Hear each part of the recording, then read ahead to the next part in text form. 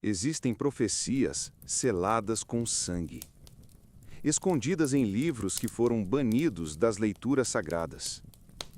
Elas ainda existem, mas quase ninguém ousa abrir. Se você sente que há algo além do que te contaram, se histórias proibidas, textos apagados e revelações que desafiam o sagrado te chamam a atenção, já se inscreve agora, porque essa série vai te mostrar as palavras que o tempo tentou silenciar. Olá, pessoal! Hoje à noite, nós vamos entrar em uma parte esquecida da história. Um lugar onde as palavras sagradas foram escondidas e onde o silêncio guarda segredos que jamais deveriam ser revelados. Escreve para mim aí nos comentários de onde você está ouvindo. Qual cidade e que horas são agora? Porque se você está aqui comigo, é porque sente que tem algo que não foi contado. Algo que ficou de fora e que talvez sempre tenha sido o mais importante. Diminua as luzes, coloque o ventilador para aquele som suave ao fundo, respire fundo e venha comigo. Vamos juntos iniciar a nossa jornada desta noite. Você entra numa sala escura. O chão de pedra gela seus pés. O teto é feito de vigas antigas e o cheiro de pergaminhos queimados ainda paira no ar. Sobre a mesa repousa um livro. Mas não é qualquer livro. Ele é antigo. Mais do que qualquer Bíblia impressa. Mais do que qualquer cópia sobrevivente do cânon. Suas bordas estão carbonizadas, como se alguém tivesse tentado destruí-lo. Você se aproxima. E enquanto seus olhos se acostumam com a penumbra, você vê fragmentos de frases que nunca ouviu antes. Pois dos montes virá o sangue do inocente, e o nome dos reis será apagado com cinzos, porque o santuário foi contaminado por aqueles que usavam ouro no peito e espada nos dentes. Não é poesia, é acusação. É denúncia. É revelação. A primeira vez que se ouviu falar desses textos foi por volta do século II, em manuscritos rejeitados, copiados à mão por grupos que viviam escondidos, os chamados livros apócrifos, ou, como muitos preferem dizer, os livros proibidos da fé. Mas o que você talvez ainda não saiba é que entre esses escritos existem profecias. Mensagens que foram apagadas porque expunham, porque denunciavam, porque ameaçavam quem não podia ser ameaçado. Imagine a cena. Um escriba isolado nas cavernas de Qumran, escrevendo à luz de uma lamparina, registrando visões que lhe foram entregues em sonho. Ele escreve sobre um filho do vento, um escolhido, que verá os altares desabarem e os sacerdotes fugirem em silêncio. Mas esse texto nunca chegou aos templos, nunca foi lido em público. Ele foi escondido, selado e esquecido por séculos. Até que um fragmento apareceu, entre ossos, entre pedras, entre cinzas. E ali, as letras estavam escritas com um pigmento que parecia ferrugem, mas os arqueólogos suspeitaram de outra coisa. Sangue, misturado à tinta. O que motiva alguém a escrever com sangue? Medo? Desespero? Ou um desejo profundo de preservar uma verdade que ninguém jamais ousaria repetir? Esse tipo de revelação não entra em livros de história. Não aparece nas aulas de religião, e muito menos nas leituras de domingo, porque essas palavras não consolam, elas provocam, elas rasgam o véu, elas incomodam até os mais devotos. Entre esses escritos, há uma profecia que descreve 7 nomes que serão apagados do livro da vida. Ela não fala quem são, mas os comentários posteriores sugerem que eram reis e sacerdotes. Você percebe agora? O silêncio não veio porque essas palavras se perderam. Elas foram silenciadas, deliberadamente, com fogo, com medo, com sangue. E ainda assim, elas sobreviveram, porque há coisas que nem o tempo consegue enterrar por completo. Se isso te pegou de surpresa como me pegou, você vai gostar dos próximos. Fica com a gente. Aqui, cada palavra esquecida tem um eco. E cada eco tem uma história que alguém tentou calar. Se você já percebeu que a história é mais sombria do que parece, curta e compartilhe esse vídeo agora. Muita gente ainda vive como se a verdade fosse uma linha reta, mas ela é um labirinto.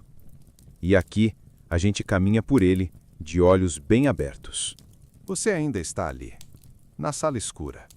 O livro queimado diante de você continua revelando palavras que parecem não obedecer ao tempo. A cada linha lida, é como se uma porta se abrisse e uma lembrança fosse acesa. Mas uma lembrança que não é sua. É da terra, é do povo, é do silêncio. Entre as páginas manchadas, surge uma frase repetida várias vezes, como se o escriba tivesse certeza de que ela seria esquecida. Eles esconderam a verdade por trás da glória. Eles esconderam a verdade por trás da glória. Eles esconderam a verdade por trás da glória. Você tenta decifrar o que ele quis dizer. E então se lembra que o ouro usado nas vestes dos sacerdotes, o mármore dos altares e o perfume do incenso, tudo isso podia ofuscar os olhos de quem só buscava Deus. Mas ali, nas entrelinhas desse manuscrito proibido, o autor descreve algo a mais. Uma profecia que previa a destruição do templo muito antes do templo cair. E mais, ele dizia que o templo seria profanado pelas próprias mãos dos que juravam protegê-lo. Isso nunca apareceu nas leituras públicas, porque nenhuma autoridade permitiria que essa ideia se espalhasse. Era perigosa demais, subversiva demais, dolorosamente verdadeira demais. E por isso, foi escondida, em cavernas, em caixas de pedra, no fundo da terra. Mas agora, você está aqui, lendo, silenciosamente, sentindo que o que está diante de você é mais do que papel. É um sussurro vindo de gerações que foram silenciadas. A profecia dizia que haveria um tempo sem véus, onde os puros seriam confundidos, e onde os que dormem acordariam com sede de justiça. Era esse o tempo que o escriba via, enquanto registrava sua visão com letras que tremiam. Ele falava também de um livro interno, um livro que não é feito de páginas, mas de lembranças.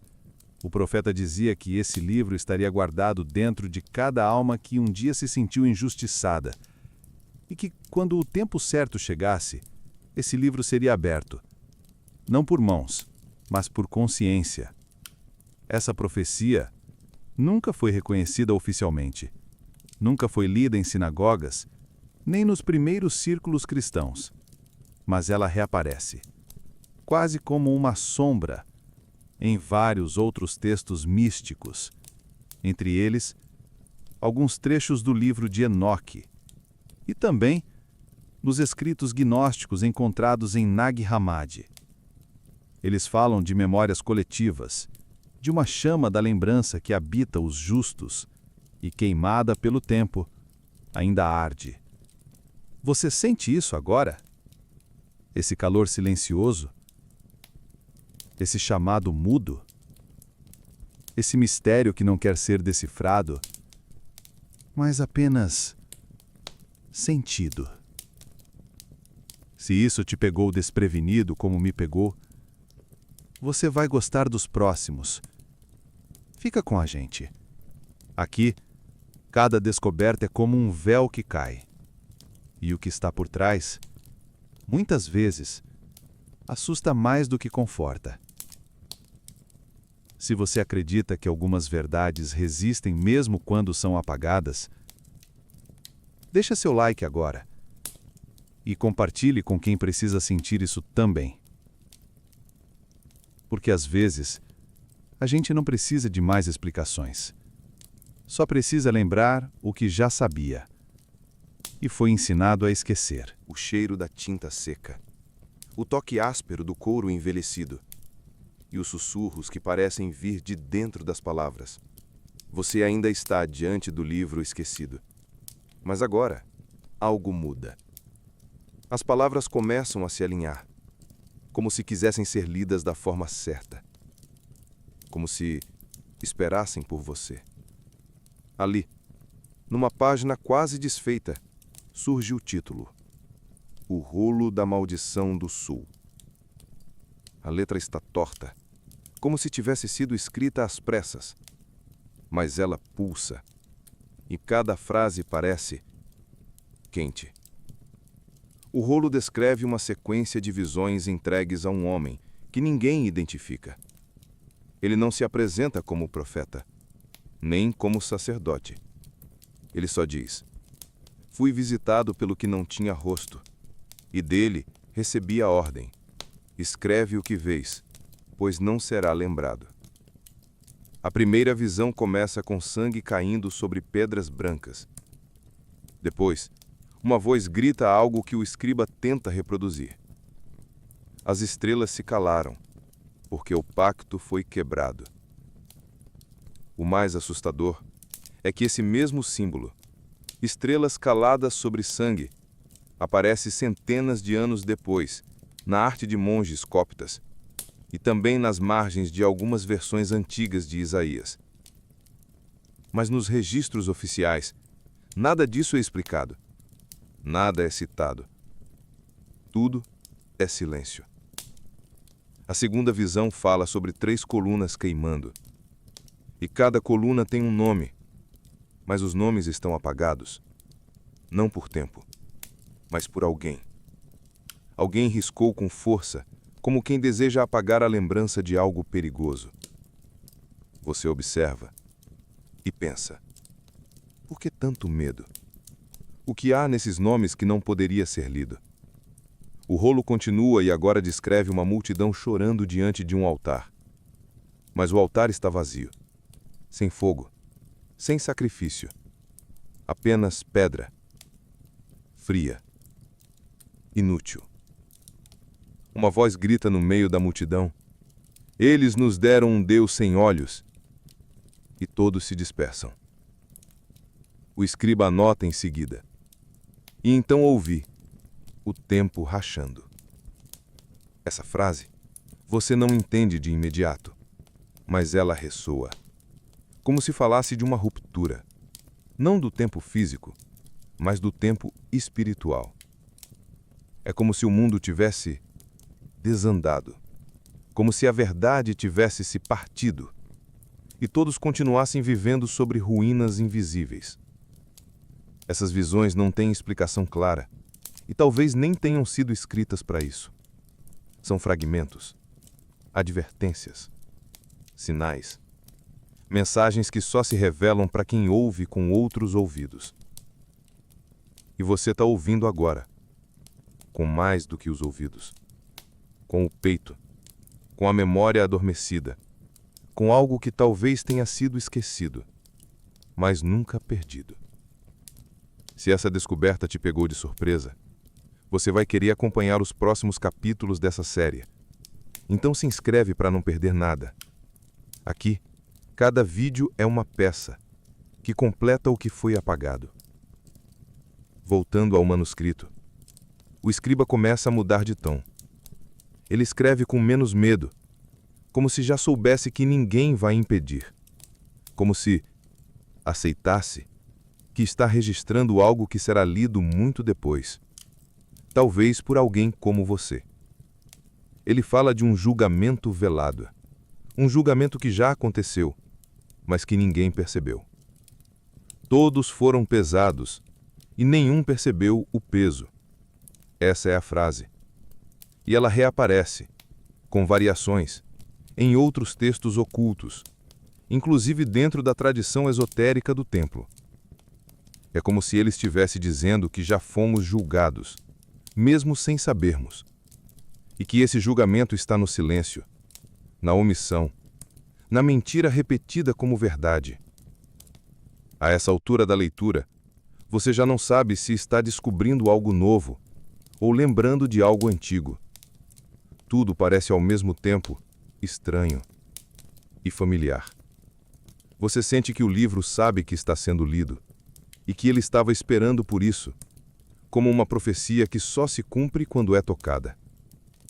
Nas últimas linhas dessa página, há um alerta. Não uma ameaça, mas uma convocação. Se leres até o fim, não poderás voltar como veio, pois verás o que jaz por trás da palavra, e ouvirás o que ela nunca disse. É aqui que você percebe. Essas profecias esquecidas não foram esquecidas por acidente. Foram esquecidas por necessidade ou por medo. E agora que você as lê, você também carrega esse peso, esse olhar, essa pergunta. O que mais foi apagado? Se isso te tocou, como tocou a mim, fica com a gente. Tem muito mais para ser lido. E o que está por vir mexe com quem você é. Se você acredita que há livros que nunca deixam de falar, mesmo quando são escondidos, deixe o seu like e compartilhe esse vídeo. Tem muita gente que precisa ouvir o que o silêncio nunca conseguiu enterrar. Você vira a página. O couro range. O cheiro de mofo e ferro toma o ar. Algo mudou. As linhas agora parecem mais densas, mais marcadas, como se tivessem sido escritas não apenas com tinta, mas com urgência, com dor. No topo da nova folha, um título tremido: O Livro do Sangue. Logo abaixo, o escriba anota: Este rolo deve ser enterrado com os mortos, pois os vivos não suportarão o que aqui se revela. Mas ele não foi enterrado. Ou se foi, algo o desenterrou, e agora ele está aqui, diante de você, lido por olhos que, talvez, estavam destinados a isso. A primeira visão é uma cena escura, uma multidão cercando o altar. Mas o altar está coberto, não por pano, mas por carne. O escriba descreve: Vi uma pele estendida sobre a pedra sagrada. Era humana, ainda quente, e dela escorria sangue, como se estivesse viva. A multidão não chorava. Eles cantavam, mas o cântico era seco, sem melodia, sem alma. Eles cantavam como autômatos, diz a linha seguinte, porque já não sabiam o que adoravam. E então, a pele começou a se mover. O profeta, assustado, caiu de joelhos, mas uma voz o impediu de desviar o olhar. Olhe, pois esta é a verdade que sustentaram com mentiras. Você lê essa parte em silêncio. Mas o silêncio parece diferente agora. Ele pesa. Ele se arrasta sobre você, como se a própria história estivesse cobrando atenção. A segunda visão começa com uma profecia direta. Os sacerdotes mancharam suas vestes com o sangue do justo e disseram que era sacrifício. Essa frase foi riscada com força, e embaixo dela, outra nota, provavelmente de outro escriba. Se alguém encontrar este texto, queime, pois ele condena a linhagem dos que nos governam. Você sente o peso disso. Não é uma metáfora, não é poesia, é uma acusação, gravada com medo e preservada por alguma força maior.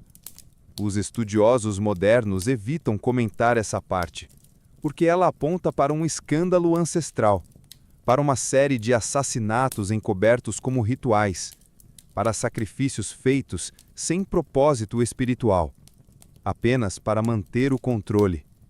O escriba continua: O sangue do inocente foi derramado sobre as pedras para que o povo não visse o que estava por trás do véu. Mas o véu se rasgou, e a pedra gemeu. Essa mesma imagem, a pedra que geme, aparece séculos depois em um midrash antigo, e também em um códice etíope escondido por mais de 900 anos. Povos diferentes, idiomas diferentes, mas a mesma metáfora, a mesma dor, a mesma verdade. Você começa a perceber o padrão. Essas profecias esquecidas não desapareceram por acaso. Elas foram riscadas com intenção, enterradas com estratégia, apagadas como quem tenta esconder um corpo. Se isso te pegou de surpresa como me pegou, você vai gostar dos próximos. Fica com a gente, porque o que vem a seguir não é mais do que palavras antigas. É um espelho, e talvez você veja mais do que gostaria.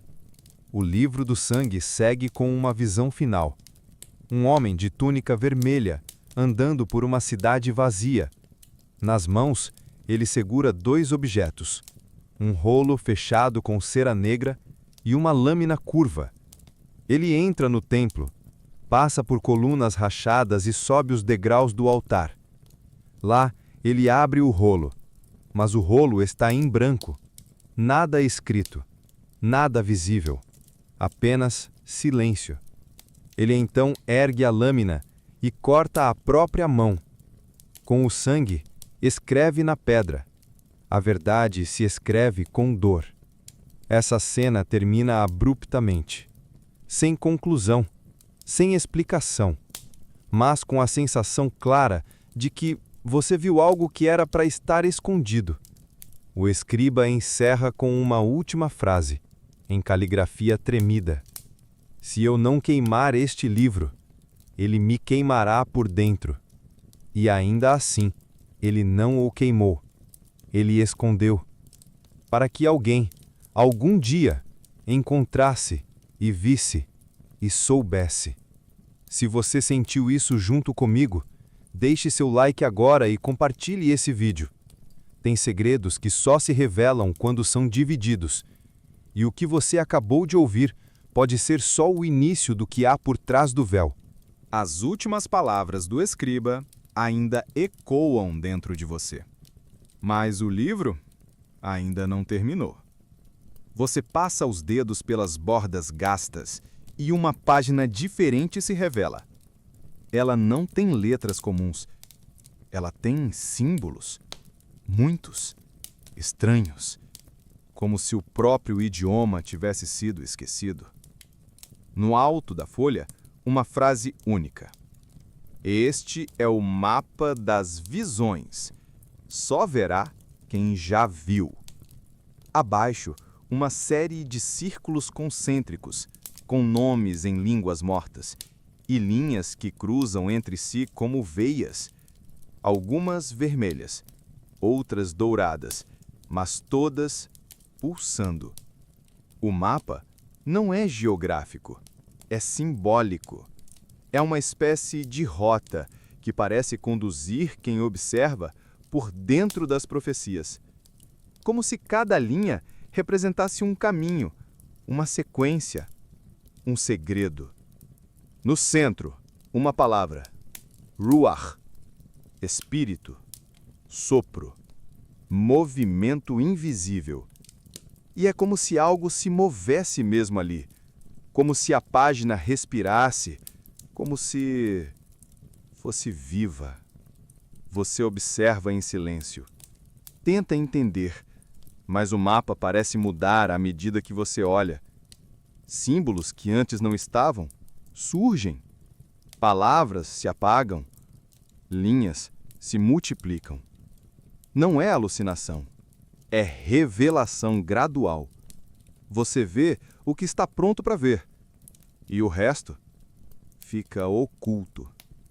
O escriba tinha deixado um aviso no rodapé da página anterior. Se o mapa mudar, é porque você mudou. Você percebe que alguns dos símbolos lembram constelações antigas. Outros parecem letras arcaicas do hebraico, mas distorcidas, como se tivessem sido misturadas com sons de outra língua. Um dos caminhos leva até um ponto nomeado como o Olho de Keteb. Você se lembra? Keteb é um termo raro nas Escrituras, usado apenas uma vez em Deuteronômio, para se referir a uma força destrutiva, quase invisível, um espírito que consome por dentro. O olho de Queteb no mapa está cercado de sangue desenhado. Gotas vermelhas formam um círculo, e dentro dele a inscrição: aqui os profetas foram silenciados. Mais à frente, há outro ponto marcado com ouro: os guardiões do segundo véu. Esse nome você nunca ouviu em cultos ou leituras públicas, mas ele aparece em códices antigos, mencionando homens e mulheres que sabiam interpretar as visões escondidas, mas foram banidos do templo principal.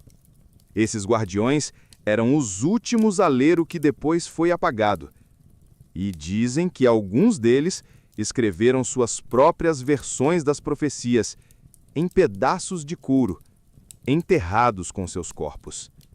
E então, um símbolo aparece no canto inferior do mapa, diferente de todos os outros: uma mão aberta, com um olho na palma. E logo abaixo, a frase: a linhagem dos olhos nunca dorme. Você sente o impacto dessa frase, como se falasse diretamente com você, como se alguém tivesse te visto muito antes de você ver isso. Essa linhagem, esses olhos, esses caminhos no mapa, tudo parece apontar para algo que não é apenas história. É memória ancestral, é presença contínua. E se essas visões foram passadas de geração em geração, e se você faz parte dessa cadeia, mesmo sem saber? Se isso te pegou de surpresa, você vai querer acompanhar os próximos capítulos dessa série. Então, se inscreve para não perder nada. Aqui, cada vídeo é uma peça que completa o que foi apagado. Você agora vê que o mapa também é um quebra-cabeça, um código, um convite. E a presença do sangue em cada caminho é mais do que simbólica. Ela representa preço, dor, verdade sacrificada. Em volta do mapa, há anotações como se fossem instruções para a leitura. Não leia com pressa. Não leia com dúvida. Leia com fome. E é exatamente essa fome que você sente. Fome de saber, de entender, de lembrar. Porque há algo que vibra aí dentro e que reage a cada frase que o escriba deixou. Não importa quantos séculos, não importa o idioma, você reconhece o som. O mapa termina com um ponto final. Isolado no canto inferior, um pequeno círculo negro. Dentro dele, uma cruz cortada por uma chama. E apenas uma palavra: Yada, que significa conhecer com o coração.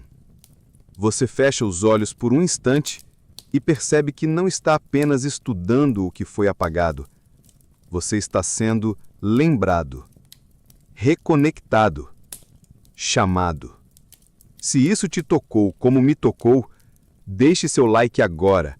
Compartilhe esse vídeo com alguém que sente que sempre existiu mais entre as linhas do que nos sermões. E siga o canal, porque o mapa acabou de ser aberto.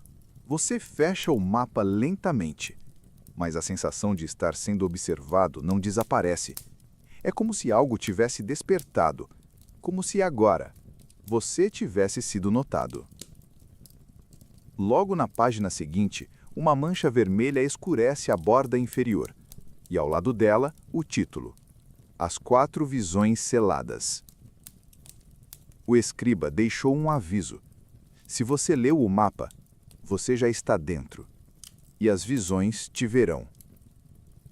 A caligrafia parece instável, como se o autor estivesse tremendo, ou como se escrevesse enquanto algo o observava das sombras. Você continua, devagar. A primeira visão começa. Visão 1. A cidade esquecida. Vi uma cidade construída com pedras pretas. Suas ruas eram silenciosas, e seus portões estavam lacrados com selos feitos de carne seca. O profeta caminha entre as casas vazias, Mas não está sozinho. Há figuras encapuzadas o seguindo. Mas quando ele se vira, elas desaparecem, como fumaça. No centro da cidade, um altar caído, e nele, cravado com espinhos, um livro que sangra, literalmente. E enquanto sangrava, ele gritava meu nome, embora eu nunca o tivesse dito. A cidade é então consumida por uma neblina negra. E antes de desaparecer, o profeta ouve: a cidade era tua, mas esquecestes. Essa primeira visão fala de esquecimento, de identidade arrancada, de um povo que se afastou tanto da verdade que não reconheceria sua própria alma se a visse. Visão 2. O véu costurado com sangue. O escriba descreve um templo oculto sobre outro templo, uma estrutura secreta onde os véus não são de tecido, mas de pele humana. Vi sacerdotes costurando véus com agulhas de osso, e a cada ponto, uma oração distorcida. O profeta tenta gritar, mas sua voz é engolida, e quando olha para os olhos dos sacerdotes, eles estão ocos, vazios, sem luz. Essa visão termina com uma inscrição. O templo que eles te mostraram era apenas uma fachada. Você sente a força dessa ideia. Quantas fachadas existem ainda hoje? Quantas verdades foram embrulhadas em véus que fingem santidade? Visão 3. O poço dos espelhos partidos. O profeta se vê diante de um poço profundo, mas ao invés de água, há espelhos partidos no fundo. Cada espelho reflete um rosto diferente, e cada rosto é um traço esquecido da história. Vi os rostos dos que foram apagados, os que falaram e foram silenciados.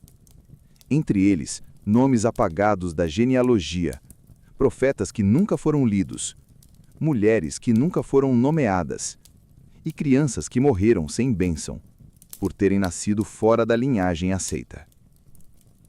O profeta cai de joelhos, e no vidro partido, vê seu próprio rosto sendo apagado, linha por linha.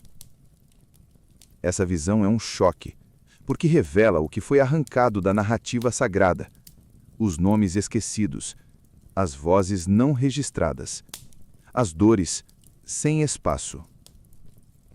Se essa descoberta te pegou de surpresa como me pegou, você vai querer acompanhar os próximos capítulos dessa série.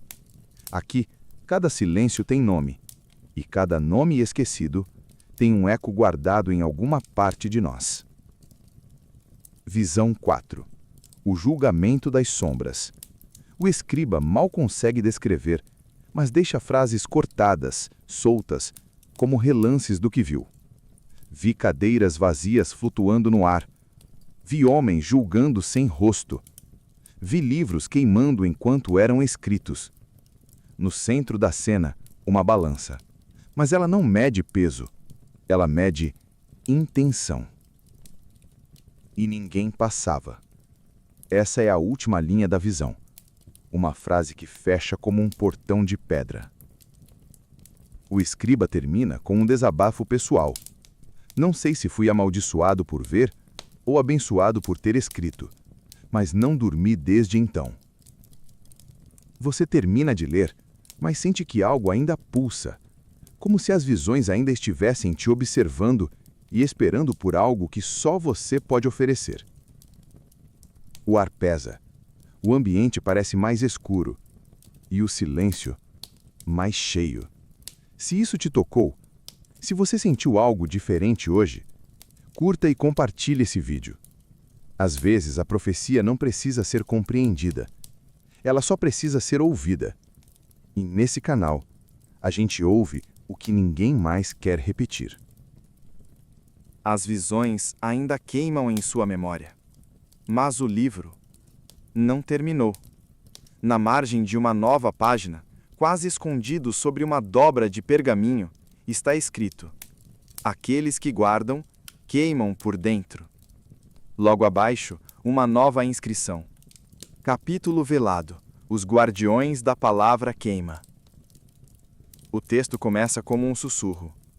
Eles não eram escribas comuns, não moravam em bibliotecas e não se curvavam diante dos altares de pedra. Esses guardiões eram um grupo secreto, uma linhagem que surgiu em tempos de censura total, quando até pensar podia custar uma vida, e escrever era como cavar a própria cova com as mãos. Mas mesmo assim, eles escreveram, copiaram, ocultaram e entregaram, de geração em geração, as profecias que o mundo tentou destruir. O primeiro deles foi chamado de Uriel ben Damar. Seu nome não aparece em nenhuma genealogia oficial, mas no manuscrito há um retrato simbólico. Um homem de olhos fechados, cercado por chamas que não o queimam. O escriba explica: Uriel escrevia com os olhos fechados, porque via mais do que quem enxergava. Ele criou a primeira regra da ordem. Nenhuma profecia deve ser dita em voz alta, mas toda a verdade deve ser passada em silêncio. E é assim que as palavras queimam, não pelo fogo, mas pelo peso de quem carrega. A linhagem de Uriel cresceu, mas nunca foi grande. Cada geração tinha apenas 3 guardiões ativos. Sempre 3, jamais 4, jamais 2. O número tinha um propósito oculto. 3 representava aquele que escreve, aquele que esconde e aquele que morre, porque sempre um deles não sobrevivia. O escriba conta que os guardiões viviam em cavernas próximas a antigos locais de sacrifício, mas não para repetir os rituais. Eles os observavam, registravam em segredo o que os sacerdotes omitiram, e depois gravavam em rolos de couro cobertos com símbolos invisíveis à luz comum. Esses rolos eram guardados em caixas de ossos e enterrados entre túmulos não marcados, como se as palavras precisassem dormir, cercadas pelos que já tinham partido. E se você acha isso simbólico demais, há registros arqueológicos que confirmam a existência de pequenos cofres feitos de vértebras humanas, repletos de fragmentos com inscrições que nunca foram decifradas completamente. Os estudiosos modernos chamam de material herético periférico, mas talvez eles apenas não saibam onde encaixar o que não foi permitido lembrar. Uma nota do manuscrito diz: quando o terceiro véu se rasgar, os guardiões se levantarão do pó. Você não sabe exatamente o que isso quer dizer, mas sente que, em algum lugar, algo se moveu, como se os olhos que nunca dormem tivessem piscado. Você mal termina de respirar e o livro já te puxa de novo. Uma dobra na margem esquerda da página seguinte revela um fragmento colado, como se alguém tivesse tentado escondê-lo até mesmo entre os textos ocultos. É menor, mais amarelado. A borda está queimada. E o título, quase apagado, diz: Fragmento do Coração de Nadim. O escriba não explica quem foi Nadim. Não há linhagem, data ou contexto. Apenas uma frase inicial, em vermelho. Aquele que lê estas palavras, ouve o que foi enterrado vivo. Você sente o peso imediato. Não é só o conteúdo que é denso. É como se o próprio fragmento estivesse sufocado. Como se tivesse sido escrito enquanto alguém perdia o fôlego. Logo no início, uma descrição sombria. Vi um anjo de olhos fechados, e sobre ele, um nome escrito ao contrário. Cada letra ardia como ferro em brasa. Nadim descreve visões de dentro de um espaço escuro, um lugar sem tempo, sem vento, sem som. Me enterraram com um pergaminho e me disseram: você escreverá até o coração parar. E eu escrevi. Essa frase você nunca vai esquecer, porque ela carrega algo que ultrapassa a lógica. É testemunho, é súplica, é profecia à beira da morte. Nadim fala de 7 portas, e cada porta representa uma fase da revelação. Mas ele só conseguiu abrir 5. As 2 últimas, ele apenas descreve por intuição. A primeira porta se abre com som de ossos. Lá, ele vê vozes. Sim, ele vê vozes. Eram letras flutuando no ar. todas dizendo a mesma frase: a verdade desagrada os tronos. Na segunda porta, uma mulher encapuzada. Ela segura um cálice cheio de tinta vermelha, mas quando Nadim bebe, o gosto é de ferro e sal. Não era tinta, era sangue. Ele vomita, e ao olhar para o chão, vê que seu próprio nome desapareceu da areia. Eles arrancaram até meu nome, mas deixaram a palavra, diz ele. A terceira porta se abre sozinha e revela um espelho quebrado.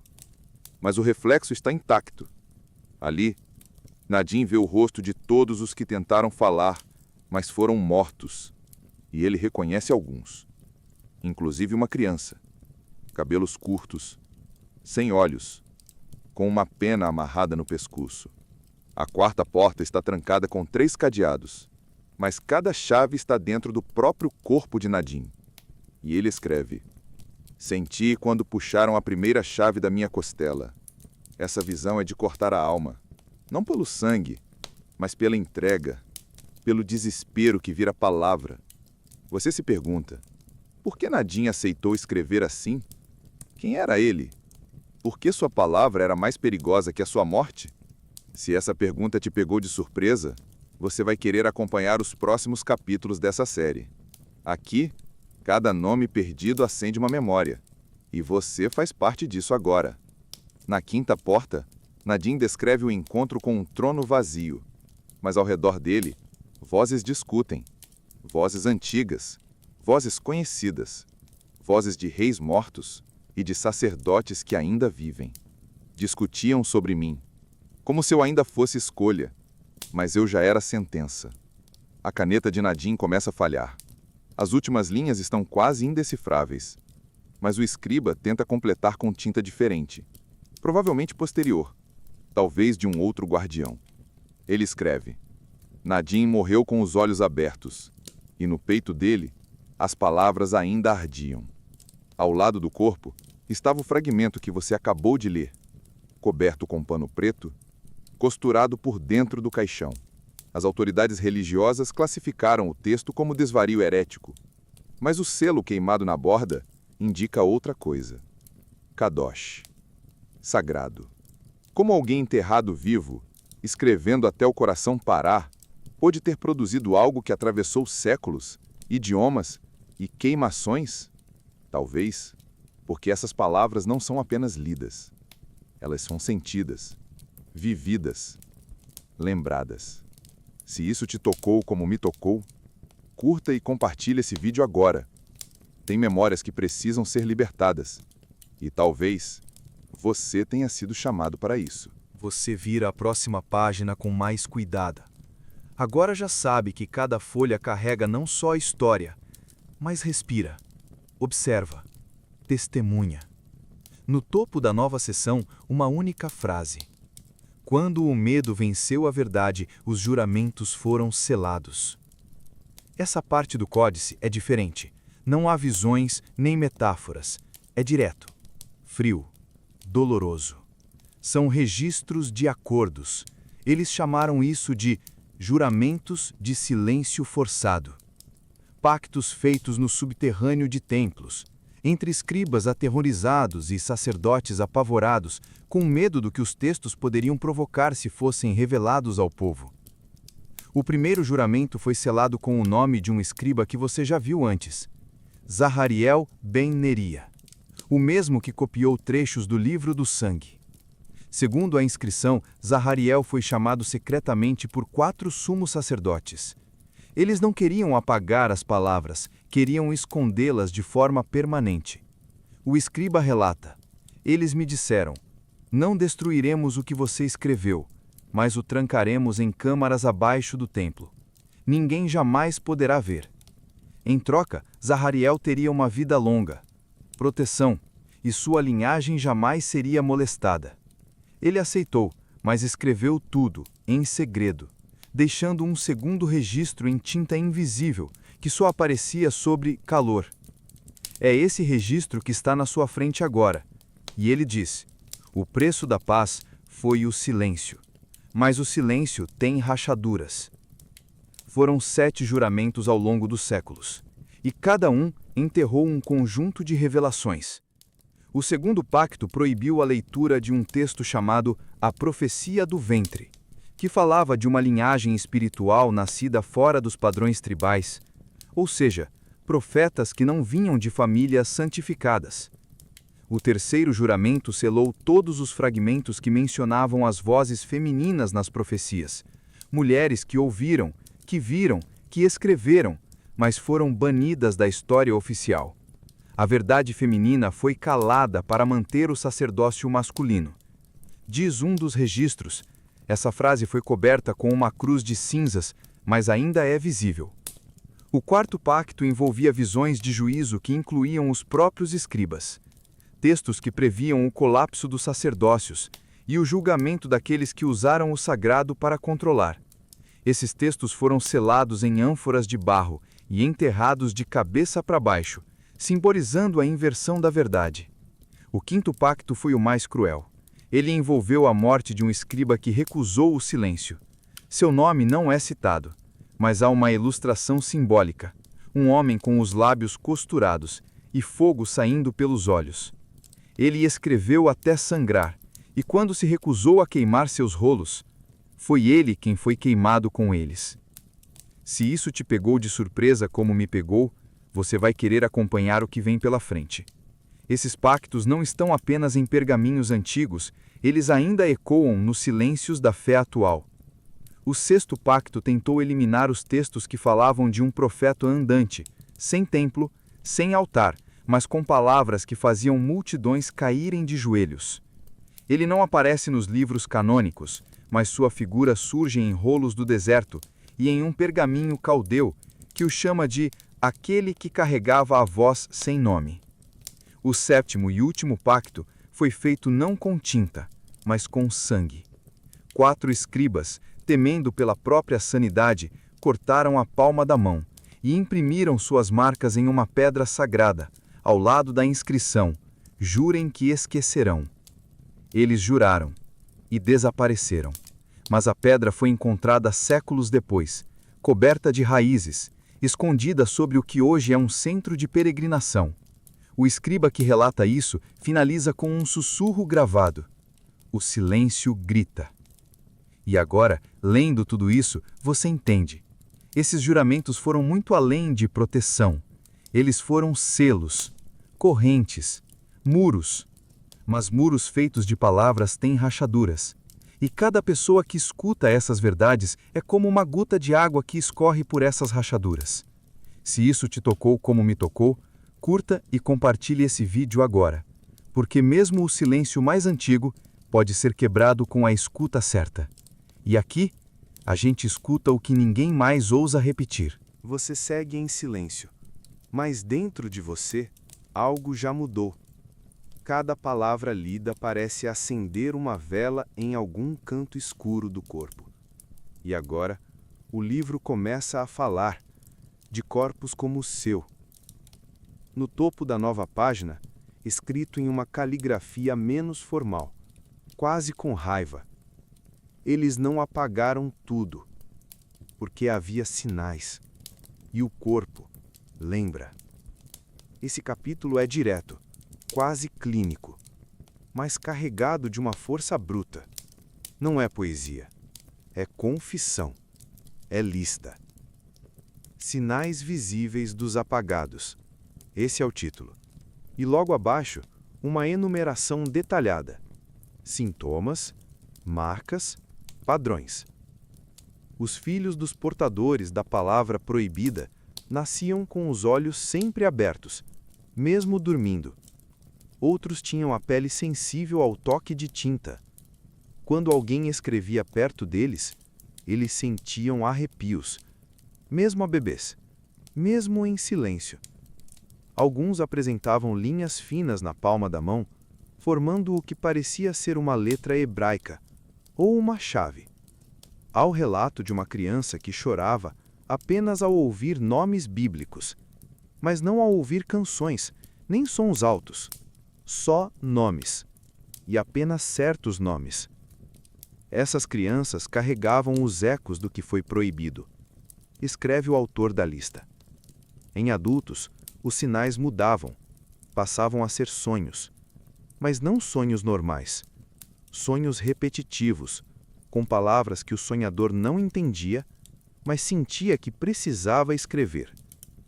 Havia também um comportamento comum, o impulso de colecionar fragmentos, pedaços de papel, madeira, tecidos, sempre fragmentos, como se tentassem reconstruir algo perdido.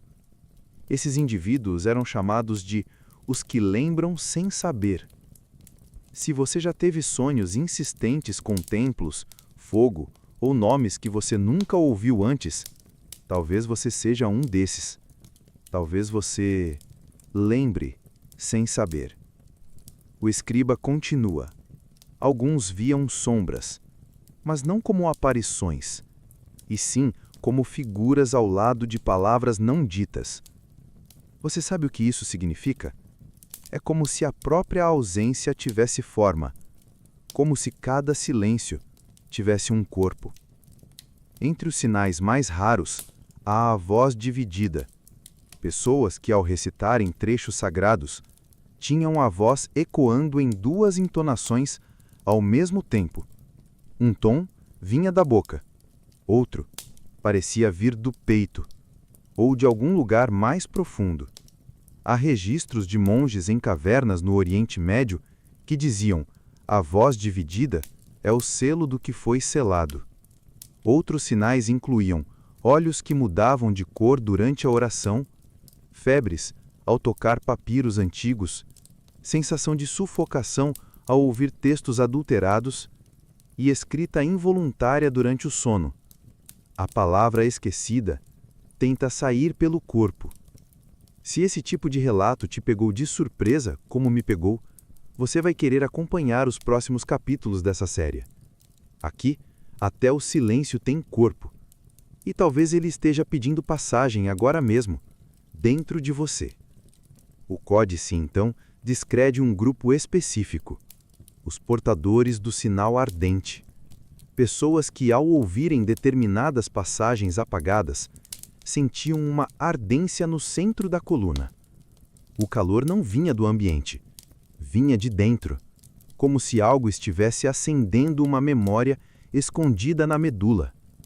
Esses indivíduos frequentemente abandonavam suas casas, buscavam cavernas, montanhas, solidão. Não por delírio, mas por necessidade de escutar, de ouvir o que ninguém mais ouvia.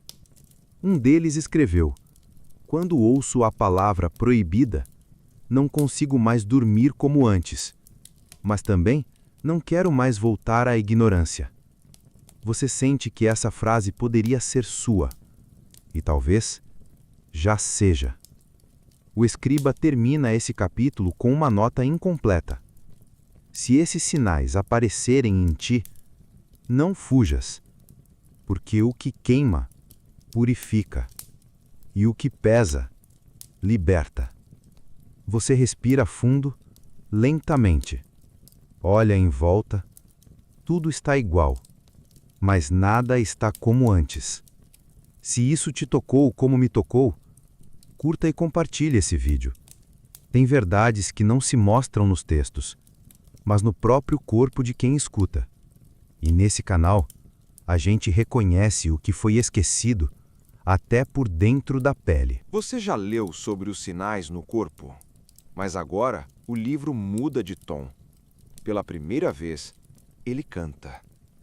No início da página, está escrito em letras maiores, com tinta escurecida: Cântico dos Rasgados. E abaixo, em letras pequenas, a frase: Este hino só pode ser ouvido em silêncio. O escriba deixa uma advertência. Se você entoar isso em voz alta, pode ser que não ouça mais o mundo da mesma forma. O Cântico dos Rasgados era um lamento ancestral, cantado por quem perdeu tudo: nome, fé, família, por ter ousado ouvir a palavra que não podia ser dita. Mas era também resistência. Um hino dos que sobreviveram, dos que lembraram, dos que rasgaram o próprio destino para costurar com dor uma nova verdade.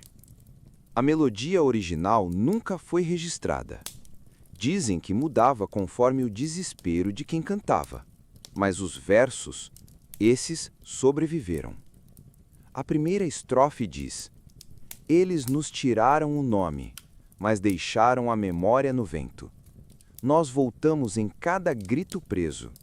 Nós voltamos na lágrima que desce sem saber por quê. É como se o próprio texto chorasse, como se cada palavra fosse um soluço guardado por gerações. A segunda estrofe fala do livro rasgado. Abrimos o livro que não tem capa, lemos o sangue das margens, e entre as cinzas ouvimos a voz do que nunca pôde terminar sua profecia. Essa imagem te atinge, porque talvez você também já tenha sentido que havia algo faltando, algo arrancado da fé, do texto, do mundo. E agora, aos poucos, as peças vão voltando, mesmo que entre estrofes partidas. A terceira estrofe é curta. Somos os rasgados, mas ainda respiramos, mesmo quando o mundo tenta costurar nossa boca. Você percebe que esse canto não era sobre vitória, era sobre continuar, mesmo depois do corte, mesmo sem nome, mesmo sem altar. Segundo o códice, o cântico era ensinado em silêncio, de mãe para filho, de pai para filha, através de gestos, toques e olhares carregados de lembrança. Era transmitido não para emocionar, mas para preservar. Cada verso era como uma pedra enterrada, com a esperança de que alguém um dia a desenterrasse. A quarta estrofe soa como uma profecia. Quando os livros rasgados forem lidos, os que dormem despertarão, e os altares vão tremer diante das palavras esquecidas. Você sente que já está dentro disso. Talvez você seja parte desse despertar. Talvez por isso esteja ouvindo agora e não antes. O escriba comenta que esse cântico era proibido sob pena de morte. Mas mesmo assim, em tempos de opressão, ele surgia. Em funerais secretos, em partos difíceis, ou no último suspiro de um profeta moribundo. Eles queriam apagar a melodia, mas ela se tornou vento. Essa frase é um sussurro que percorre toda a sessão, e talvez esteja percorrendo agora mesmo seu quarto. Se isso te pegou de surpresa, você vai querer acompanhar o que ainda está escondido. Aqui, cada verso esquecido é uma chave, e você acabou de girar mais uma. O manuscrito, então, descreve um evento enigmático. Uma vez, por geração, um descendente dos portadores rasgados tinha um sonho, no qual entoava o cântico inteiro, sem nunca ter aprendido. Esses sonhos vinham com febre, com suor, com choro, e deixavam a pessoa muda por 3 dias. Depois, ela escrevia, com tinta, com carvão, com o próprio dedo no chão. Escrevia os versos e morria dormindo. Ao lado do corpo sempre estava o mesmo verso. Mesmo rasgados, cantamos. O escriba encerra esse capítulo com uma frase que parece ter sido escrita à mão, à margem do códice. Se você ouvir essa canção dentro de ti, não fuja. Ela é tua herança. Você termina a leitura, mas há algo diferente. O ambiente parece mais cheio, como se alguém estivesse te ouvindo enquanto você lê. A canção, mesmo em silêncio, vibra, como um sussurro no peito, como um eco que não quer se calar. Se isso te tocou como me tocou, curta e compartilhe esse vídeo, porque há versos que precisam ser desenterrados. E talvez essa canção ainda precise ser ouvida por alguém próximo de você. O livro parece respirar com mais peso agora. A margem está escurecida, as letras um pouco borradas, e há até uma mancha que parece ser de cinza. O título dessa nova sessão é direto e sem rodeios: O Rolo dos Nomes Queimados. E abaixo, uma advertência perturbadora. Leia com reverência. E não leia em voz alta. Esses nomes foram arrancados do mundo por um motivo. Segundo o escriba, o rolo original media quase 3 metros de comprimento. Era feito de couro de animal sacrificado e escrito com tinta feita de resina, pó de ossos e lágrimas secas. Sim, lágrimas. Capturadas durante rituais de luto, como se cada nome fosse um lamento eternizado. A origem do rolo é incerta, mas tudo indica que ele foi criado por ordem direta de uma cúpula sacerdotal. Eles queriam isolar pessoas que contaminavam o sagrado com visões impuras. Na verdade, essas pessoas estavam apenas vendo demais, sentindo demais, escrevendo o que não cabia mais nos templos. A primeira parte do rolo lista 49 nomes, cada um seguido por uma única frase, a frase que teria causado sua condenação. O primeiro nome é Malak ben Hazael, e sua frase: o templo é de pedra, mas Deus caminha entre árvores. A segunda é Naomi de Arba, frase: o ventre sangra profecias que os homens não escutam.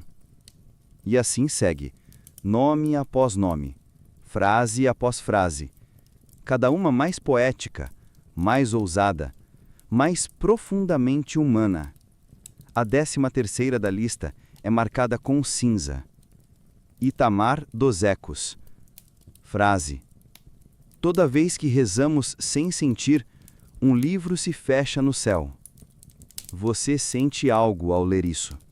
Um peso atrás dos olhos. Uma memória que não é sua, mas que parece querer surgir. É como se ao tocar essas palavras, você tocasse o que foi arrancado da realidade, mas que ainda pulsa por dentro. Se essa sensação te pegou de surpresa, você vai querer seguir com a gente, porque esses nomes ainda estão vivos, mesmo que ninguém mais os repita. A segunda parte do rolo muda o tom. Não são apenas nomes, são descrições de castigos, relatos detalhados de como cada pessoa foi apagada. Não apenas morta, mas retirada de retratos, de documentos, de orações, de memórias. Eles desfaziam os fios da lembrança, como se rasgassem a alma do tempo. Há o caso de Zerua, filha de Eitã, que previa chuvas fora do calendário e descreveu um templo que seria partido ao meio. Ela foi enterrada viva, mas seus versos surgiram séculos depois em um papiro no Egito. Sem nome, mas com sua caligrafia. O escriba diz: a memória resiste em formas que o silêncio não consegue conter. A terceira parte do rolo fala dos efeitos colaterais de ler os nomes em voz alta. Pessoas esquecendo palavras simples após a leitura. Sonhos repetitivos. Vozes sussurrando números antigos. E, em um caso, uma febre que durou 7 dias. Esses relatos não são simbólicos. Estão registrados com datas, locais e testemunhos. Ninguém sabe explicar, mas todos concordam. Os nomes queimam. Você percebe o que isso significa? Que há memória que sobrevive escondida dentro do próprio som? E que talvez a voz seja a única forma de resistência que nunca pode ser apagada por completo? No final do rolo, uma inscrição diferente aparece. Aquele que lembrar, herda a missão de guardar. É quase como se o rolo estivesse dizendo: agora que você leu, você faz parte disso. E talvez seja verdade. Talvez o fato de você estar ouvindo esse vídeo agora, à noite, seja parte desse chamado.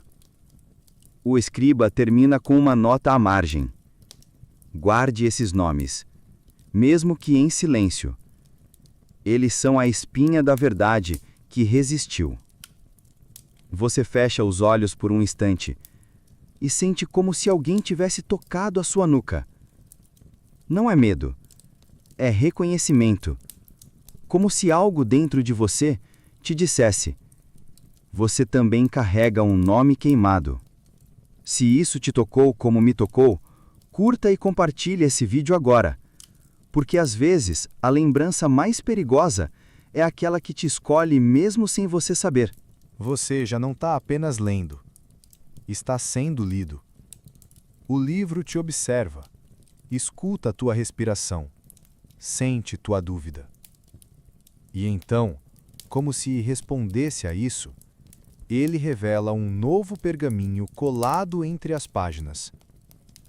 Ele está dobrado em 8 partes, costurado com fios de couro envelhecido, e cheira a mirra queimada. No verso da dobra, em letras quase apagadas, está: Mapa dos códigos incompletos. Mas não há rios nem montanhas, não há nomes de cidades. É um conjunto de formas, curvas, traços e símbolos desconexos à primeira vista. Mas há algo a mais. O escriba deixa claro: este mapa não mostra lugares, ele reconhece frequências. E então ele explica: os códices incompletos só se revelam para os que carregam o vazio certo. O vazio certo, uma expressão estranha, mas profundamente íntima. Como se o que falta em você fosse exatamente o que essas palavras precisam para aparecer. Os códices incompletos são textos interrompidos, livros rasgados antes de seu fim, manuscritos que o medo impediu de concluir, mas que ainda vibram, esperando por olhos que consigam completar o que falta. O mapa não aponta com exatidão, mas reage. Cada linha se ilumina, não com luz, mas com sensação.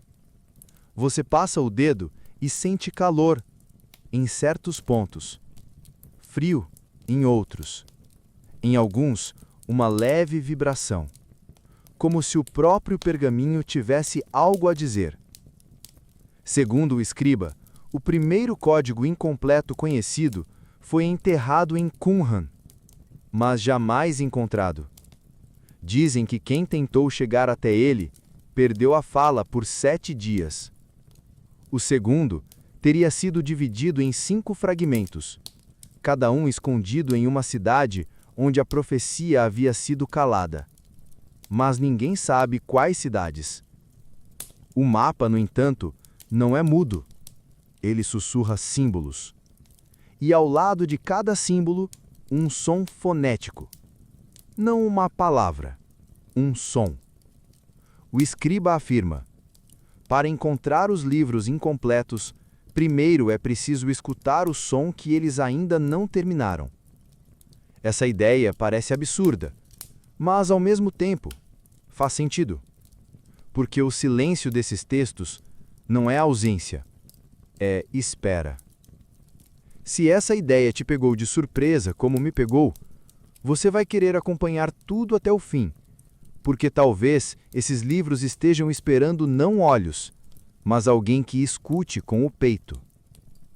Um trecho do mapa mostra um círculo com 3 traços dentro, e ao lado está escrito: onde 3 descansam, um sussurra.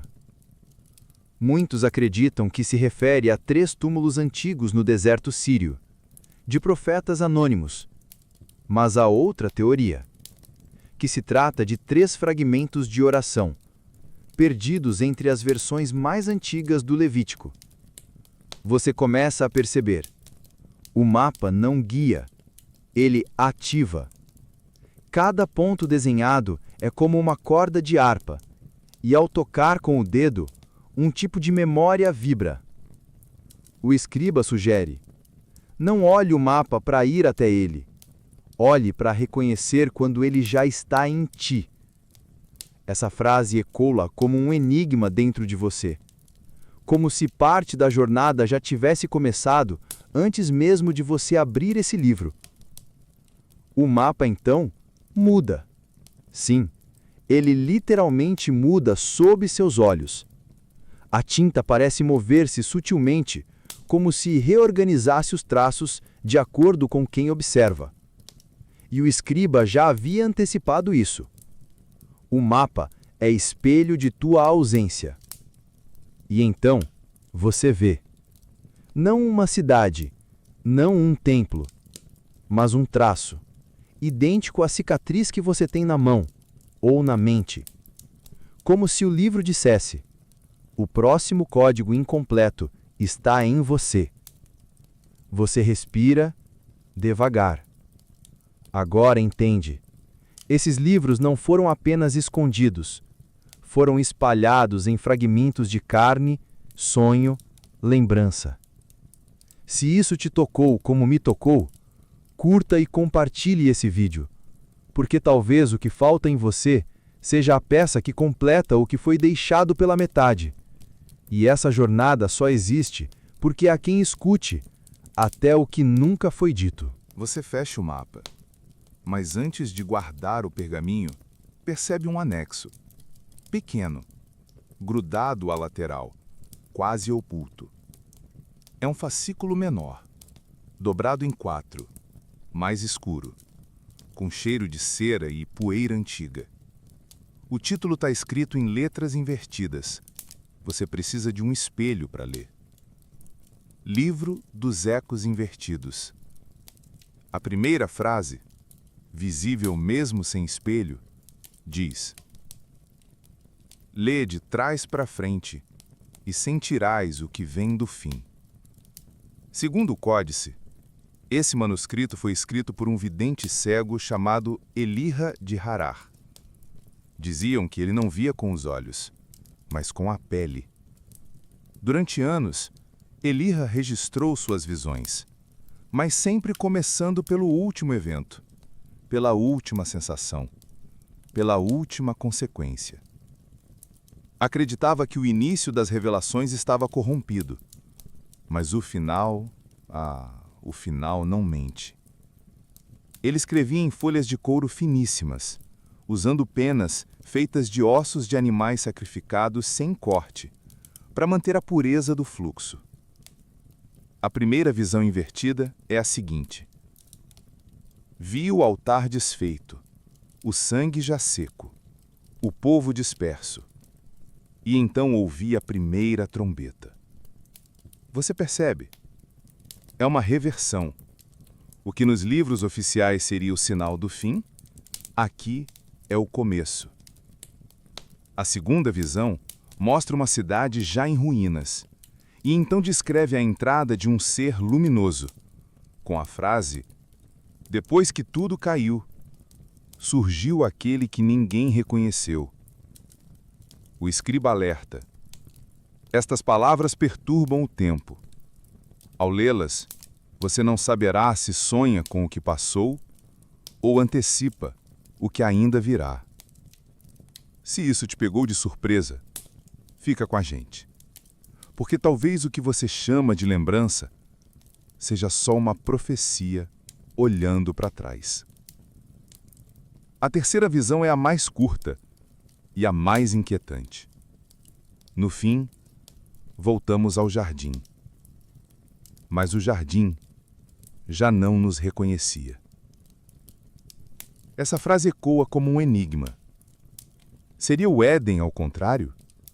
Uma volta impossível? Ou uma alegoria para um recomeço que exige outro tipo de pureza? O livro dos Ecos Invertidos possui marcas estranhas entre as linhas, como pequenas setas, indicando onde o texto deve ser sentido, e não apenas lido. Sim, sentido. Porque ao tocar essas marcas com os dedos, você sente um leve formigamento, como se cada palavra invertida carregasse um eco que percorre tua pele ao contrário, do futuro para o agora. O escriba sugere uma técnica de leitura noturna. Ler uma linha, fechar os olhos e tentar escutar o som oposto do que leu. Exemplo: se a linha é "A luz rasgou a noite", tente ouvir o som de "A noite selou a sombra". É como decifrar o reverso das coisas, o outro lado da chama, a memória do silêncio. Elirra, o autor original, dizia que o tempo mente pelas bordas, e só o que está fora da ordem pode revelar o que está além da manipulação. Uma das visões mais comentadas pelos monges do deserto é esta: vi uma multidão sem nome, esperando por uma arca que já havia fundado. E mesmo assim, eles subiam a bordo. Isso parece lógico, mas no contexto do livro, faz sentido. É a fé reversa, a memória que sobrevive mesmo ao fim da esperança. Se esse tipo de narrativa mexe com você, continua com a gente, porque aqui cada reverso revela um acerto. O Códice relata que muitos que tentaram copiar o livro dos ecos invertidos desenvolveram perda de memória temporária. Outros falavam frases invertidas ao acordar. E um escreveu todo um salmo de trás para frente em pedra. As autoridades religiosas tentaram eliminar o texto, mas não conseguiram, porque ele se espalhou em pedaços, pelo chão dos mercados, nos muros das cidades esquecidas e até em sonhos. Sim, em sonhos. Há relatos de pessoas analfabetas recitando trechos exatos do livro, de trás para frente, durante o sono. Elirra previa isso. Minhas palavras não são para os olhos, são para a língua que sonha. Você percebe que talvez algo disso já tenha acontecido com você? Um verso confuso, um sonho invertido, uma sensação de déjà vu, mas ao contrário. O escriba encerra com uma advertência que arrepia. Se você escutar um eco e ele não vier de lugar nenhum, talvez seja uma profecia ao contrário, te chamando de volta. Você fecha o fascículo, mas o som continua, como um zumbido baixo, como se o tempo ao seu redor tivesse respirando de outro jeito. Se isso te tocou como me tocou, curta e compartilhe esse vídeo, porque há verdades que não vêm pela ordem, mas pelo caos sagrado de quem ousa escutar, até o que o tempo tentou esconder. Você acreditava já ter lido tudo, mas o Códice parece te testar. Na borda de uma página escura com traços de ferrugem e vinho seco, há uma nova inscrição: Selos das Vozes Cortadas. E abaixo dela, uma frase: o que foi selado ainda respira sobre o lacre. O escriba começa com um aviso. Esses símbolos não são apenas desenhos, são portadores de silêncio. São como portas fechadas com o sangue de quem tentou abrir. Os selos das vozes cortadas eram usados para lacrar profecias específicas, mas não só as palavras. Lacravam também a lembrança, o som e até mesmo o impulso de questionar. Cada selo era composto por 3 partes: um traço de poder, um traço de ocultamento e um traço de dor. Isso mesmo, os selos carregavam sofrimento em sua forma. Eram criados em rituais silenciosos, onde nem o escriba podia falar. O primeiro selo descrito no Códice é chamado Escatal, que significa fogo morto. Era usado sobre profecias que anunciavam o fim das autoridades sacerdotais. O selo queimava levemente a superfície do pergaminho e deixava um cheiro de madeira molhada, mesmo em desertos secos. O segundo selo é Netzer Dalmut, o selo da semente sufocada. usado sobre orações que envolviam vozes femininas ou revelações recebidas por mulheres durante o sono. Diziam que esse selo causava infertilidade na terra onde fosse desenhado. Por isso, nunca era feito em solo cultivável, mas sim em pedras ou sobre pele humana. Sim, houve selos feitos sobre o corpo, costurados com fios de prata na pele de profetas condenados, para que suas palavras jamais fossem libertas. O escriba relata o caso de Avida ben Heron, um homem que carregou um selo em seu próprio peito e que, ao morrer, teve a pele retirada e escondida em um vaso de barro. Disse que a pele ainda pulsa em determinadas noites do ano e que ninguém jamais ousou tocar. Se isso te pegou de surpresa, você vai querer continuar com a gente, porque alguns selos ainda não se romperam. O terceiro selo é Kol Yavan, ou voz dobrada. Era usado sobre textos que causavam desordem nos sonhos, textos que levavam leitores ao transe, ou que geravam escrita automática. Esse selo, ao ser desenhado, emitia um som, como se algo fosse quebrado, mas em outro lugar. As cópias desses selos foram proibidas, mas o códice afirma que alguns símbolos foram tatuados em manuscritos falsos, para enganar os censores e assim permitir que algumas palavras escapassem. A resistência, mesmo no silêncio, sempre encontrou um jeito. E então, o manuscrito mostra o mais temido de todos os selos. Sem nome, sem som, sem descrição verbal. Apenas um desenho. 3 círculos entrelaçados, com um ponto escuro no centro. Ao redor, 7 marcas pequenas, como lágrimas ou espinhos. O escriba apenas anota: este é o selo do selo, feito para lacrar o próprio impulso de revelar. Dizem que ao olhar para esse símbolo por muito tempo, as pessoas esqueciam o motivo de terem procurado o livro. Sim, o selo apagava a intenção, como se dissesse: vá embora, você não estava pronto.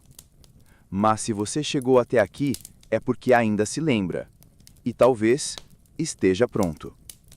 O códice encerra a sessão com um aviso diferente, não de alerta, mas de convite. Alguns selos podem ser desfeitos, mas só por quem já foi calado antes. Se você sentir uma ardência ao sonhar ou ouvir um nome sem que ninguém tenha dito, pode ser que esteja diante de um selo prestes a romper. Você fecha os olhos e sente algo, não fora, mas dentro. Talvez o selo que ainda está ativo seja o que você carrega no silêncio, naquilo que nunca teve coragem de perguntar, ou que sempre te disseram para esquecer. Se isso te tocou como me tocou, curta e compartilhe esse vídeo. Alguns selos só se rompem quando mais de uma voz se une. E aqui, a gente não deixa ninguém calado. Você já se perguntou se tudo que é considerado santo é realmente puro?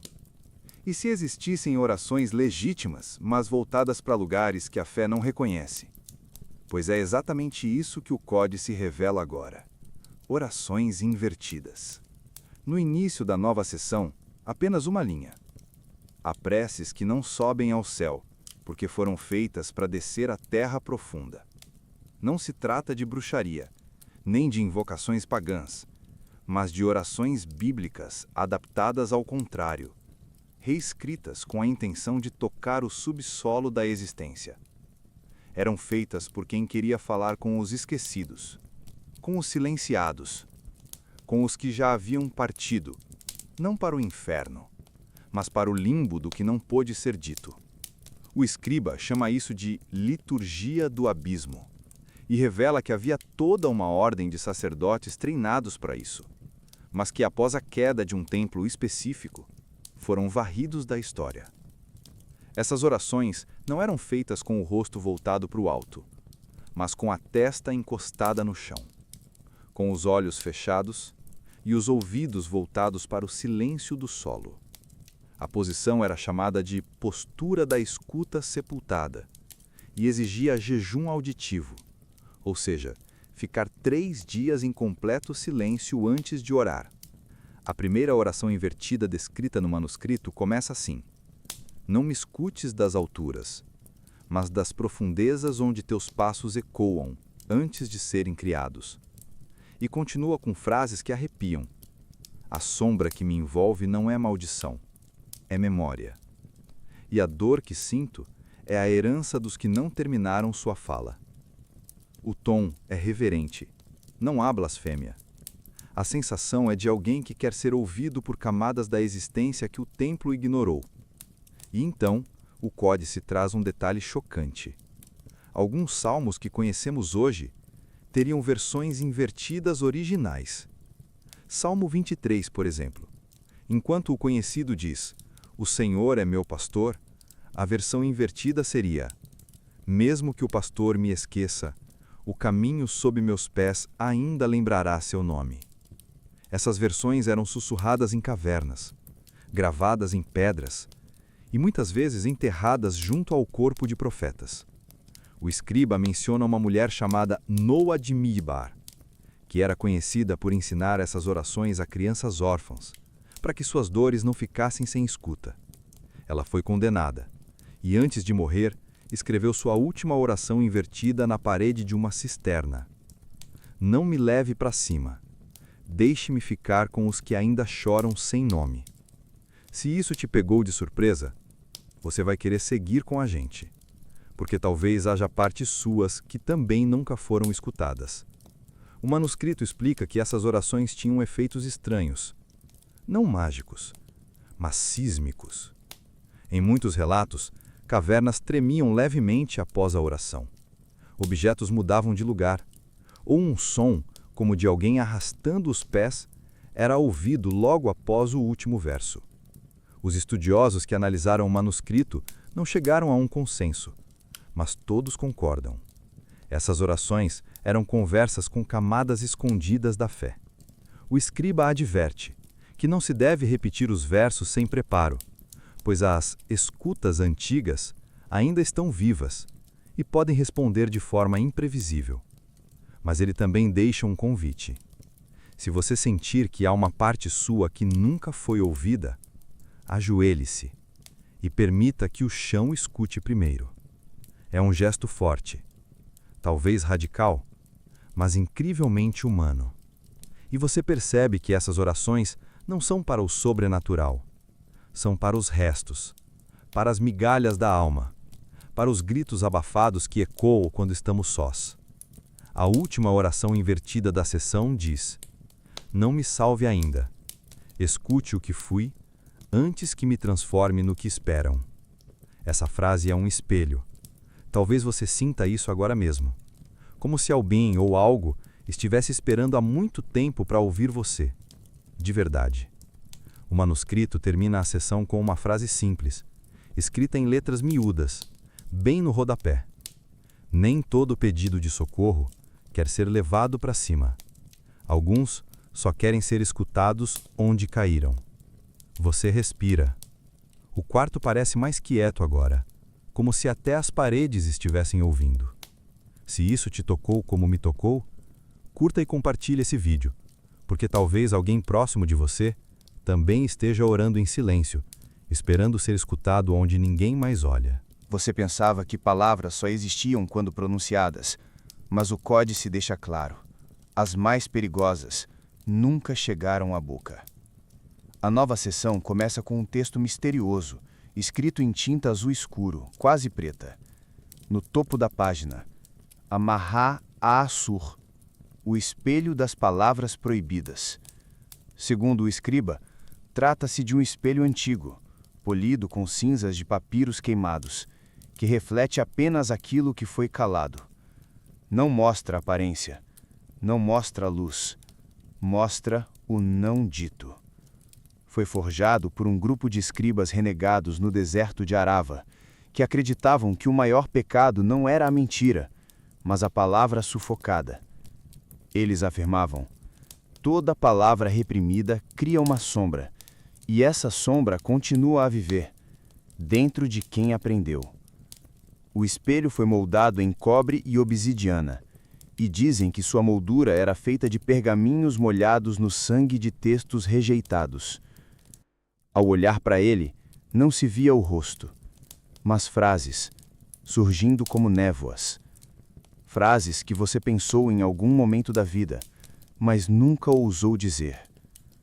Alguns relatos falam de palavras antigas aparecendo no vidro, outros de línguas que o próprio observador jamais aprendeu. Mas todas eram reconhecidas pelo coração. Uma mulher chamada Elisheva Bat Neria escreveu: "Quando olhei para o espelho, vi a oração que eu deveria ter feito quando ele morreu, mas que nunca tive coragem de dizer nem a Deus. Essas palavras surgiram na superfície do espelho como vapor, e sumiram assim que ela tentou lê-las em voz alta. O códice alerta: não tente repetir em voz alta o que o espelho mostra. Algumas palavras pertencem ao reino do silêncio, e se forem ditas, devolvem o trauma inteiro. Se isso te pegou de surpresa, você vai querer continuar com a gente, porque há palavras que a alma sussurra, mesmo que a boca jamais ouse pronunciar." Segundo o escriba, o espelho das palavras proibidas era guardado sob 7 camadas de pano de linho grosso, e só podia ser visto por aqueles que haviam feito 3 votos: o voto do silêncio absoluto por 33 dias, o voto de nunca usar a revelação do espelho contra outro ser vivo, e o voto de enterrar as palavras vistas com jejum e cinza. Essas regras não eram simbólicas, eram necessárias, porque houve casos em que o espelho mostrou palavras tão reprimidas que causaram crises, convulsões, perdas de identidade temporária. Um escriba anônimo relatou: "Vi a palavra que reprimi aos 12 anos, e por um momento não sabia mais quem eu era."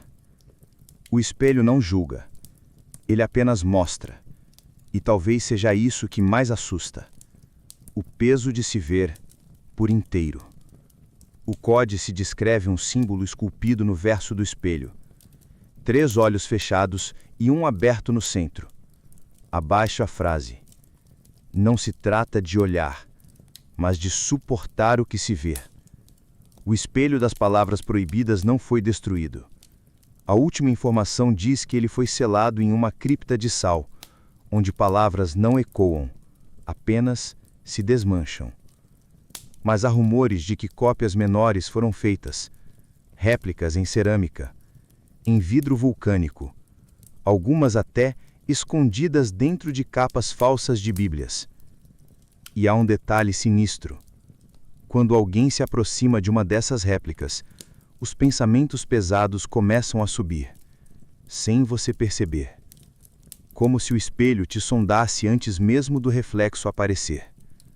O escriba afirma: se você um dia sentir que está pensando coisas que não são suas, verifique se não há um espelho sem reflexo por perto. Você respira fundo e sente algo diferente, como se houvesse palavras dentro de você que nunca soube nomear. Mas agora elas parecem querer subir, não para ferir, mas para existir. E talvez isso seja o começo de uma cura que os antigos já conheciam, mas que nós esquecemos. Se isso te tocou como me tocou, curta e compartilhe esse vídeo. Alguns espelhos não precisam de vidro. Só precisam de alguém disposto a escutar o que ninguém nunca teve coragem de dizer. O códice está chegando ao fim. Mas antes disso, ele se cala por um instante. E nessa pausa, uma folha solta desliza. É mais antiga, quase transparente. E nela, apenas um verso inacabado. O nome esquecido será, e nada mais. O espaço em branco permanece. O escriba não tenta completá-lo. Apenas escreve logo abaixo: este é o verso que ninguém completa. E então, Ele explica. Esse fragmento apareceu em pelo menos 17 culturas distintas, em línguas diferentes. Séculos de distância entre elas, mas sempre com o mesmo padrão. Um início potente e um final suspenso. Não é erro, é intenção. Os estudiosos chamam isso de profecia suspensa, mas os antigos lhe davam outro nome, o sopro retido. Diziam que esse verso era vivo e que só poderia ser completado por alguém que tivesse escutado o silêncio absoluto do Espírito. Mas o que isso significa? Segundo o Códice, existem 3 tipos de silêncio: o silêncio físico, a ausência de som, o silêncio emocional, a ausência de ruído interno, e o silêncio espiritual, quando até a alma para de gritar. Somente quem atravessou os 3 poderia ver a palavra faltante, mas não com os olhos, com a ausência. Se essa ideia te pegou de surpresa, você vai querer continuar com a gente, porque talvez o que falta na profecia seja algo que você sempre carregou em silêncio. O escriba relata o caso de um homem chamado Daniel de Quedesh, que passou 40 anos em reclusão tentando completar o verso. No último ano de vida, ele escreveu a frase final num pedaço de madeira e, antes de morrer, jogou-o ao mar. O pedaço nunca foi encontrado, mas, segundo relatos, as águas ao redor do local ficaram calmas por 3 dias. Nenhum peixe subiu, nenhuma onda quebrou. Outra história vem de uma aldeia esquecida do sul do Egito. Lá, uma menina muda de nascença escreveu o verso completo em areia, mas o vento apagou, antes que os anciãos pudessem ler. E então o escriba levanta a hipótese: e se o verso só pode ser completado quando ninguém mais estiver olhando? Como se a revelação final precisasse do anonimato, da solidão, da entrega total. O Códice aponta que a palavra final do verso não é um nome comum, não é lugar, nem sentença. É um conceito. Um conceito que une perda, promessa e presença. Algo que só pode ser dito por quem já foi esquecido e mesmo assim permaneceu. Há quem diga que a palavra final é o teu nome verdadeiro. Não o que te deram ao nascer, mas aquele que tua alma sempre soube e que o mundo tentou apagar. Por isso o verso nunca se completa por outro, porque só você pode escrevê-lo. Ao longo da história, pessoas tentaram finalizá-lo, e sempre que alguém o fazia com vaidade ou medo, o texto anterior desaparecia da página. É como se a própria profecia recusasse ser forçada. Ela só se entrega para quem já perdeu tudo, menos a escuta. O escriba então faz um desafio. Feche os olhos, respire e tente escutar o nome que nunca disseram, mas que ecoa toda vez que você chora sem entender por quê. Você obedece, e por um instante há apenas silêncio. Mas não é vazio, é cheio, cheio de camadas, de ausências, de palavras que ainda estão esperando para existir. O Códice termina a sessão com uma frase que não está escrita em tinta, mas rasgada na página. O nome esquecido será. E a folha para aí. Simplesmente, completamente e maravilhosamente incompleta. Se isso te tocou como me tocou, curta e compartilhe esse vídeo. Porque talvez o que falta nesse verso seja a tua palavra, e ninguém mais poderá escrevê-la por você. Você achava que já tinha ouvido de tudo, mas agora o códice muda de tom. Não é mais palavra, não é mais verso, é som. Ou melhor, é o rastro de um som que não pode ser lido. A nova página do manuscrito é diferente, feita de um material estranho entre pergaminho e cristal, como se fosse moldada para vibrar. No topo, em letras quase transparentes, Migun Nistar, a canção que desaparece quando lida. A primeira frase do escriba já alerta. Este trecho não deve ser interpretado, apenas sentido. Segundo o códice, essa canção foi ouvida por pastores em silêncio, por prisioneiros em masmorras e por viúvas que choravam sem lágrimas. Ela não tinha letra, não tinha partitura, apenas símbolos fonéticos antigos desenhados como espirais sobrepostas, com traços curvos que pareciam querer fugir do próprio papel. O escriba relata que toda vez que alguém tentava decifrar a melodia racionalmente, o som sumia, simplesmente se calava. Mas quando alguém apenas observava, em silêncio, com o coração disposto, a canção surgia, por dentro. Diziam que ela era a canção das coisas que não voltaram, das despedidas que não tiveram palavras, dos nomes que não foram enterrados com seus donos. A melodia surgia como um sussurro interno, um tipo de vibração no peito, às vezes suave como o vento, outras vezes tensa como cordas prestes a romper. Ela era sentida, não escutada, nas juntas, nos ossos, nos dedos. Um antigo monge escreveu: "Não sei dizer o que ouvi, mas depois de sentir aquela melodia, nunca mais precisei chorar."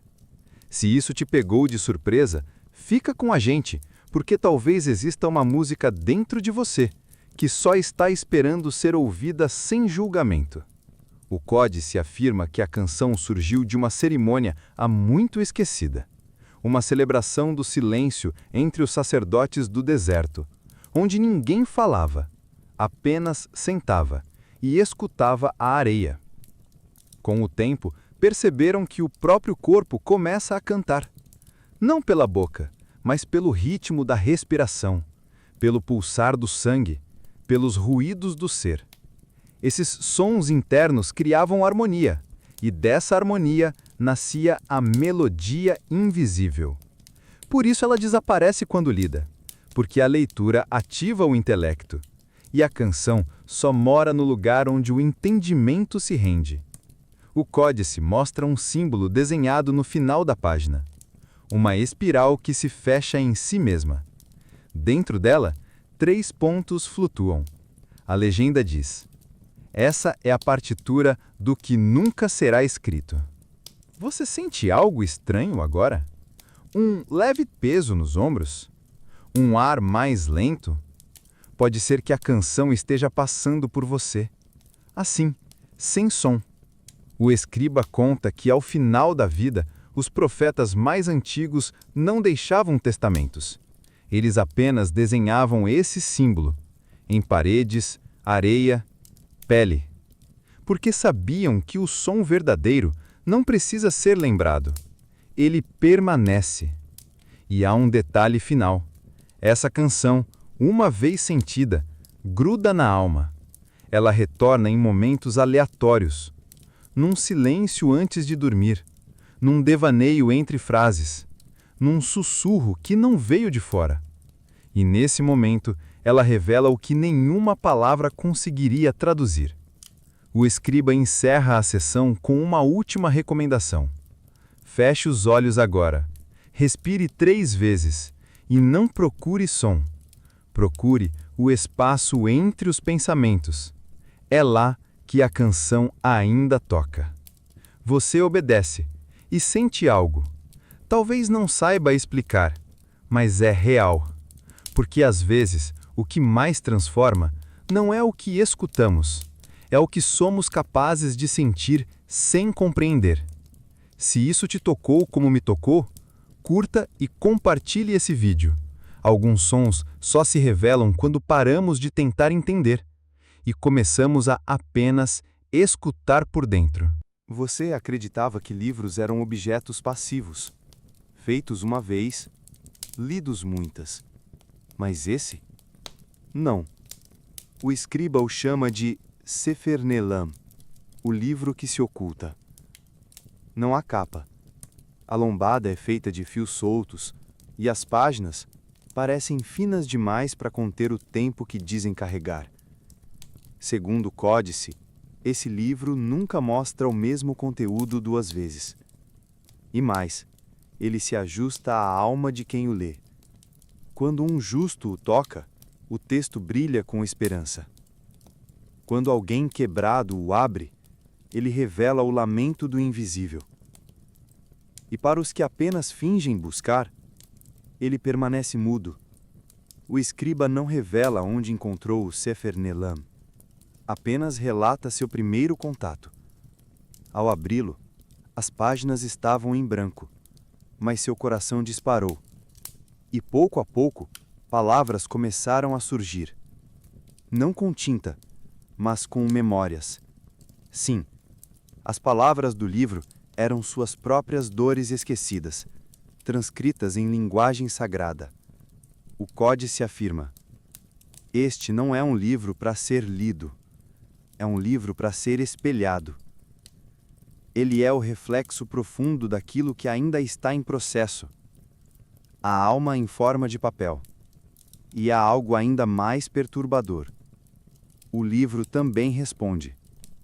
Quando alguém lê e sente profundamente, o texto muda, como se estivesse dialogando com sua emoção, como se escrevesse com você.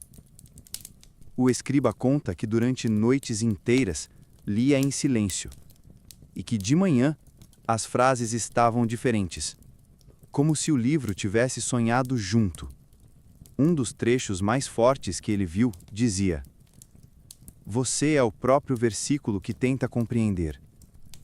Essa frase não saiu da cabeça dele nunca mais, nem da nossa agora. Se isso te pegou de surpresa, fica com a gente. Porque talvez o que você procura nos textos sagrados seja apenas a forma com que sua alma pede para ser escrita. Segundo relatos antigos, o Sefer Nelam já apareceu em várias civilizações, com nomes diferentes, mas sempre com o mesmo fenômeno. Leitores que saíam transformados, como se tivessem descoberto algo que sempre esteve dentro. O escriba afirma que o livro sabe quando você mente para si mesmo, e por isso, alguns não veem nada ao abri-lo. Outros enxergam demais. E há uma teoria assustadora. O livro pode também escrever o que ainda vai acontecer, mas só revela o futuro quando o presente é vivido com verdade. Do contrário, mostra apenas espelhos rachados. Você sente isso agora? Como se houvesse algo prestes a ser revelado, mas que depende da sua disposição em encarar o que há aí dentro? O escriba relata que uma vez o livro escreveu seu nome, mas com letras que sangravam. Era um lembrete. Toda a revelação verdadeira também corta. E então, uma última nota no rodapé da página. Se um dia você encontrar este livro, não o fotografe. Não tente copiá-lo. Apenas leia-o, em silêncio. Há registros de leitores que passaram dias em transe. Outros, que ao fechar o livro, sabiam o que precisavam fazer com suas vidas. E alguns, que simplesmente o esqueceram, porque não estavam prontos. O códice encerra com uma última visão. O Sefer Nelam foi visto flutuando sobre a areia, em um antigo ritual silencioso, com escribas de olhos fechados ao redor. Eles não falavam, apenas escutavam o livro virar suas próprias páginas, e cada página virada era acompanhada por um som, não de papel, mas de alma. Você percebe, então, que talvez o verdadeiro texto sagrado nunca esteja fora. Está aqui dentro, na memória que doeu, na saudade que não cessou, na verdade que você tem medo de escrever.